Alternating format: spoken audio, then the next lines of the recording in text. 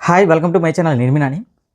'Dhurandhar 2' present Indian box ఆఫీస్ని చెక్ చేస్తున్న 'ధురంధర్ 2' సినిమా అసలు 'ధురంధర్ 1'తో పోల్చుకుంటే 'ధురంధర్ 2' ఏ రేంజ్లో ఉందంటేనా, 'ధురంధర్ 1' అనేది యాక్చువల్లీ మనకి ఏం చేశాడంటే ఏ క్యారెక్టర్ ఏంటి ఎలా ఉండబోతుందో జస్ట్ ఒక ప్రివ్యూలో చూపించాడు.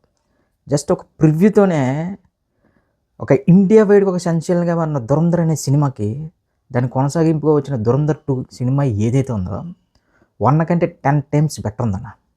సినిమాకి నువ్వు వెళ్ళిన 10 నిమిషాలకే నువ్వు పెట్టిన డబ్బులు పైసా వసూలు అనిపిస్తుంది. ఇప్పుడు ఈ సినిమా ఎంత పెద్ద బ్లాక్ బస్టర్ టాక్ రావడానికి ఇంకా క్లియర్గా చెప్పాలంటే, అసలు ఎందుకు ఈ సినిమా మీద ఎంత జనాలు క్రేజ్ సంపాదించుకుంటున్నారు, ఎంత ఎగ్గబడుతున్నారు అనడానికి ముఖ్య కారణం ఏంటంటే, మనం చూసిన రియల్ ఇన్సిడెంట్స్ ఇండియాలో జరిగిన ఏవైతే సంఘటనలు ఉన్నాయో వాటిని రిప్రజెంట్ చేస్తూ ఒక ఫిక్షనల్ యాక్షన్ సీన్స్ ఏవైతే పెట్టుకున్నాడో ఆదిత్య, హ్యాట్స్ ఆఫ్ భయ్య. ఈ డైరెక్టర్ మాత్రం మామూలు డైరెక్టర్ కాదు. మీరు ఊరి చూసినప్పుడే అసలు ఈ డైరెక్టర్ సత్తా ఏంటో చాలా క్లియర్గా అర్థమవుద్ది. దాని తర్వాత 'ధురంధర్' సినిమా చూసినప్పుడు గీలెన్స్ ఏవో పెద్ద పెద్ద మాటలు మాట్లాడారు, ఏ ప్రోపగండా ఏవో మాట్లాడారు. కానీ మనకు ఆయన చూపించిన కొన్ని సీన్స్ ఏదైతే ముంబై అటాక్ ఇవన్నీ చూసిన తర్వాత లిటరలీ మనం ఆ సీన్స్ మధ్యలో కూర్చున్నట్టు ఉంటుంది. అంటే నాకైతే మాత్రం ఒకప్పుడు ఇలాగా మనకి కాంటెంపరీగా జరిగిన సీన్స్ అన్నీ కూడా రామ్ గోపాల్ వర్మ సినిమాల్లో ఉండేవి ఒకప్పుడు. సత్యలో కానీ లేదంటే మన కంపెనీ సినిమాల్లో కానీ యాజ్ టీజ్గా ముంబైలో కానీ ఇండియాలో జరుగుతున్న సంఘటనలతో తీసేవాడు సినిమాలు. సో నాకు మళ్ళీ ఆదిత్యని చూస్తే రామ్ గోపాల్ వర్మ తర్వాత దానికి మించిన గట్స్ డైరెక్టర్ చాలా క్లియర్గా అర్థమవుతున్నాను. ఇక కొన్ని సీన్స్ అయితే మాత్రం సినిమాలో డిమానిటైజేషన్ సీన్ కానీ, నెక్స్ట్ ఫేక్ కరెన్సీ గురించి కానీ, ఇంకా యూపీలో జరిగిన ఒక మర్డర్ గురించి కానీ కొన్ని డీటెయిల్స్ ఉంటే మనం చూసాం కదా ఈ సీన్ అనిపిస్తుంది. కానీ తను క్రియేట్ చేసిన ఇంపాక్ట్ ఎలా ఉంటుందంటే, ఈ అమ్మ ఏ స్పార్ దొబ్బన నా కొడకల్లి ఇలా టైప్లో ఉంటుందన్న. అందుకే ఇప్పుడు 'ధురంధర్ 2' అనే సినిమా ఇండియన్ బాక్స్ ఆఫీస్ని దున్ని పారేస్తుంది. ఇక రణవీర్ సింగ్ గారి సినిమాలో నాకు బాగా ఇష్టమైన సినిమా 'గలీబాయ్'. దాని తర్వాత వచ్చిన 'పద్మావతి' అలాంటి క్యారెక్టర్లు చేసినప్పుడు నాకు గొప్ప ఇష్టం ఆయన. కానీ తర్వాత కొన్ని ఆయన చేసిన సినిమాలు కానీ, ఆఫ్లైన్లో చేసిన కొన్ని కామెంట్స్ కానీ, ఆయన సోషల్ మీడియాలో చేసే హడావిడి కానీ, ఏంటి ఇలాంటి ఎంత క్రింజ్గా అనిపించింది. కానీ ఓవరాల్గా ఒక స్పై అనేవాడు ఎలా ఉంటాడు అని మామూలుగా యాక్ట్ చేయలేదన్న, జీవించాడు రణవీర్ సింగ్. చెప్తున్నా కదా, ఒక డైరెక్టర్ బట్టే ఉంటుంది ఏ హీరో అయినా సరే. ఆ హీరో మొత్తం పొటెన్షియాలిటీ బయటికి తీసుకొచ్చే సత్తా మాత్రం డైరెక్టర్గా ఉంటుంది. హీరో ఎంత క్యాపబిలిటీ ఉన్నా డైరెక్టర్ కూడా సరిగ్గా చూపించకపోతే ఎవడేం చేయలేడు. ఇప్పుడు రణవీర్ సింగ్ గారిని చూపించిన విధానం మాత్రం, రణవీర్ సింగ్ గారి సినిమాలన్నీ ఒక ఎత్తైతే ఇప్పుడు ఈ 'ధురంధర్ 2 రివెంజ్' అని మాత్రం 'ధురంధర్' సిరీస్ మాత్రం ఆయన జీవితంలో మళ్ళీ ఇలాంటి సినిమా చేయలేడు. ఒక 'కేజీఎఫ్', ఒక 'బాహుబలి' కొన్ని సినిమాలు ఉన్నాయి, అవి మళ్ళీ రిపీట్ కావు, ఆ కోవలోకే వెళ్తుంది ఇది. దట్టు ఇందులో దేశభక్తి కాన్సెప్ట్ ఏదైతే ఉందో, మనకి మాధవన్ గారి క్యారెక్టర్ అయితే అజిత్ దోవల్ గారిని అది ఇంకా ఆయనే ఇంకా ఆ క్యారెక్టర్ చూస్తున్నంతసేపు ఏంట్రా వీళ్ళు యాక్టింగ్ అనిపిస్తుంది. ఎంతైనా మణిరత్నం గారు ఇంట్రడ్యూస్ చేసిన యాక్టర్ మాధవన్ గారు ఆయన చింపేశాడు భయ్య. ఇంకొకటి నాకు బాగా నచ్చిన సీన్ ఏంటంటే, దావుద్ ఇబ్రహీం చూపిస్తారు ఆ సీన్లో. అంటే యాక్చువల్లీ దావుద్ ఇబ్రహీం గారు ఆయన ఎలా చూపిస్తారంటే, మనకి ఎప్పుడు ఒక పాత ఫోటో ఉంటుంది, ఒక చైర్లో కూర్చొని ఒక సిగరెట్ తాగితే ఇలా ఒక స్టైల్లో ఉంటుంది. కానీ ఆదిత్య ఎంత డీటెయిల్గా ఉన్నాడంటే, ఒక 72 ఇయర్స్ 80 మధ్యలో ఉన్న వ్యక్తి ఎలా ఉంటాడని చెప్పి ఆయన ఫోటో చూపిస్తే కింద పడుకొని చూపిస్తాడు. అక్కడ చిన్న లైన్ చేస్తాడు, most wanted terrorist 19 bomb blast involve వ్యక్తిని. నీ డీటెయిలింగ్కి, నీ డైరెక్షన్కి మెంటల్ మాస్ భయ్య. యాక్చువల్లీ చాలామంది డైరెక్టర్లు ఇప్పుడు ఏం చేస్తున్నారంటే, పాన్ ఇండియా మత్తులో ఉండి అసలు పార్ట్ 2 సీక్వెల్ అవసరం లేని సినిమాలు కూడా ఏదో లాస్ట్లో ఒక క్లిఫింజర్ అని చెప్పి ఇదని చెప్పి అదని చెప్పి ఒక యాడ్ చేసి మన రాజసాబ్ చూసాం. సినిమాతో సంబంధం లేకపోయినా ఒక సీన్ పెట్టి పార్ట్ 2కి లీడ్ ఇస్తున్నారు. కానీ 'ధురంధర్' అలా కాదు. సినిమా తీయడమే మొత్తం సినిమా షూట్ చేసి ఫస్ట్ హాఫ్కి ఏం కావాలి అంటే, ఫస్ట్ పార్ట్లో ఏముండాలి, సెకండ్ పార్ట్లో ఏముండాలి ఒక క్లారిటీ ఉంది చూడండి. అక్కడే ఆదిత్యధర్ అంటే ఇండియన్ స్క్రీన్కి, ఇండియన్ రైటింగ్కి, ఇండియన్ డైరెక్టర్కి ఒక కొత్త పాత వేసాడు.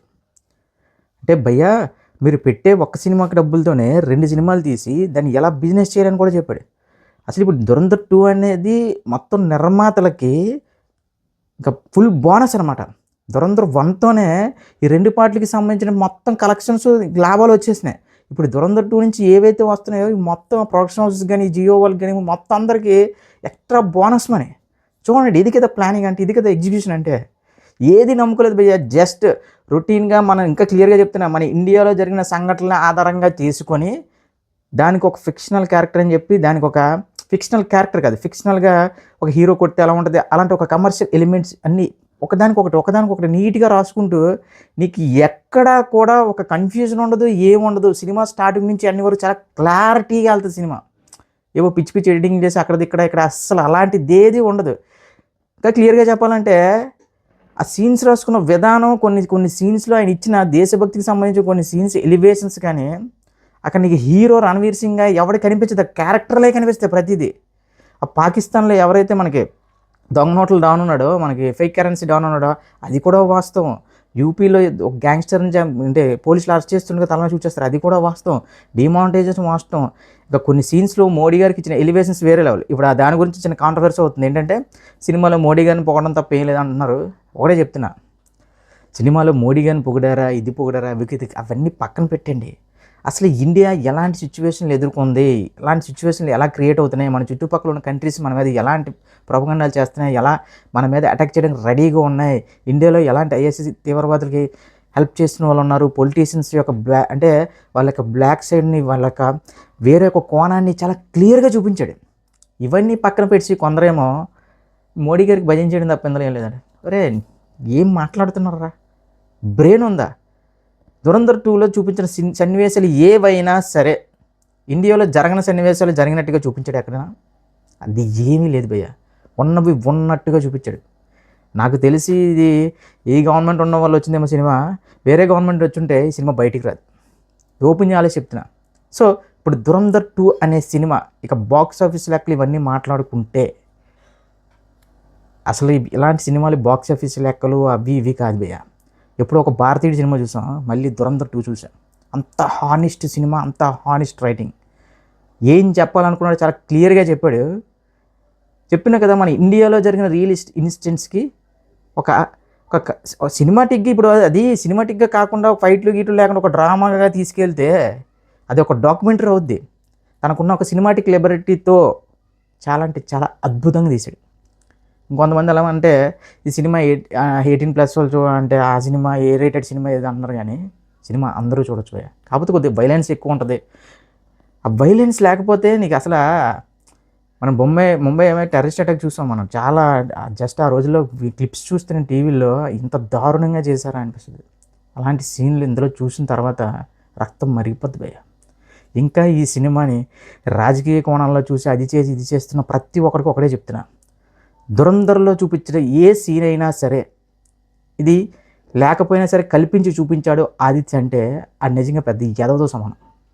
ఎందుకంటే అన్న ప్రతిదీ కూడా ఇండియాలో జరిగిన ప్రతి ఒక్క సీన్ కూడా ఇండియాలో జరిగిన సీన్కి లీడ్ రాసుకొని ప్రతిదీ కూడా ఇంకా ఎవ్రీథింగ్ సినిమా స్టార్టింగ్ నుంచి ఎండ్ వరకు నువ్వు అలా ఒక ట్రాన్స్లోకి వెళ్ళిపోతావు థియేటర్లో. నేను యాక్చువల్లీ అన్ని గంటల సినిమా నేను చూడలేను రా బాబు, అంత కష్టం సీట్లో కూర్చొని అనుకున్నాను, కానీ లేకపోతే కాలేదు భయ్య.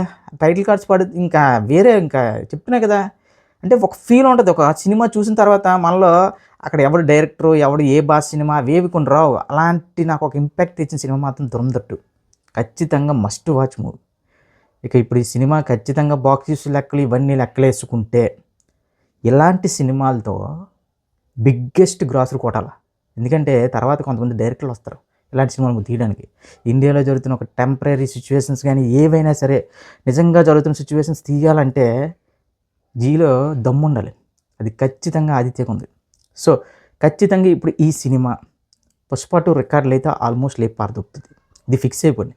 ఇక బాహుబలిని కొడుతుందా, దంగలు కొడుతుందా అంటే కొట్టినా సరే ఎలాంటి ప్రాబ్లం లేదు, కొట్టినా సరే ఆశ్చర్యపోవాల్సిన అవసరం లేదు. ఎందుకంటే ఈ సినిమా తెలుగు రాష్ట్రాల్లోనే వేరే లెవెల్లో ర్యాంపేజ్ ఉందంటే చూడండి. ఒక పబ్లిసిటీకి డబ్బులు బొక్క చేయలే, మొత్తం పాన్ ఇండియా టూర్లు చేయలే. అదే చెప్తున్నా కదా, కంటెంట్లో సత్తా ఉంటే ప్రమోషన్స్ అక్కర్లేవు అని చూపించాడు భయ్య ఆదిత్య. సో మన ఇప్పుడు డైరెక్టర్లు కూడా అంటే మన సలహాలు ఇచ్చేయట్లేదు, క్లియర్గా చెప్తున్నా. 3-4 సంవత్సరాల సినిమాలు హీరోలు డేట్స్లు బొక్క చేసే కంటే మనకేం కావాలి అనేది ఒక స్క్రిప్ట్ లెవెల్లో, ఒక ప్రీ ప్రొడక్షన్ లెవెల్లో ముందుగానే మనకు ఒక క్లారిటీ ఉంటే తక్కువ టైంలోనే ఈ రేంజ్ ఆఫ్ అవుట్పుట్ ఇవ్వచ్చు, ఈ రేంజ్ ఆఫ్ కలెక్షన్లు కొట్టొచ్చు అని ప్రస్తుత జనరేషన్ డైరెక్టర్ మొత్తానికి, ఇండియా మొత్తానికి ఆదిత్య గారు చేసి చూపించాడు.